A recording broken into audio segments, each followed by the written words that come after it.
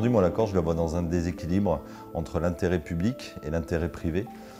Et je pense que ce n'est pas quelque chose qui est nouveau, mais qui s'accentue. C'est vraiment une modification sociale que moi, en tout cas, je ressens, qui est aujourd'hui d'être moins assisté et un peu plus dans une dynamique. Et puis, paradoxalement à ça, on a une espèce de chape qui fait qu'effectivement, on est dans un statu quo où les choses ne se modifient pas aussi rapidement que les mentalités individuelles. Certains points faibles, pour moi, aujourd'hui, c'est peut-être d'être un petit peu encore dans cet aspect patrimonial, un petit peu dans des circonstances qui font que la famille prévaut encore beaucoup, dans un système patriarcal qui la dessert de mon opinion et qui va à contrario de cet esprit d'initiative qui lui, est visible tous les jours.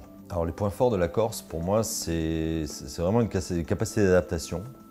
C'est une capacité d'interprétation des enjeux. C'est assez remarquable de voir à quel point les Corses en général s'adaptent très très vite à des circonstances ou à une contemporanéité. Donc s'il y a une initiative à prendre pour la Corse aujourd'hui, c'est sur le développement économique. Je trouve que c'est là où le bas blesse. Quand on analyse un petit peu les grands chiffres du PIB, on se rend compte qu'on est toujours sur une base touristique ou une base administrative, que tout ce qui est développement développement économique se fait autour du tourisme, hein, que ce soit pour le bâtiment ou que ce soit pour les services, et qu'il y a un manque je dirais de renouveau. Je trouve qu'en Corse, il y a tellement de qualité, tellement de développement possible autour de la qualité de vie, que c'est un petit peu dommage qu'on n'arrive pas à tirer justement ces valeurs économiques qui, à mon avis, sortiraient un petit peu ou de l'économie résidentielle pour passer à une économie un peu plus productive.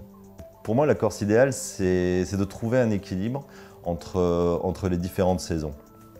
C'est de trouver un équilibre entre cette Corse qui est complètement engorgée en été et qui a une certaine dynamique où là, on a un rythme de vie qui est totalement différent, et cette résidentialité qui est aujourd'hui assez problématique, dans le sens où on baisse de rythme, on est plus dans de l'attentisme, on est plus dans une vie au quotidien familiale, on est moins vraiment dans une vraie dynamique. Alors moi, oui, effectivement, je suis très optimiste pour l'avenir de la Corse. Je pense qu'il y a tous les atouts pour que ça fonctionne.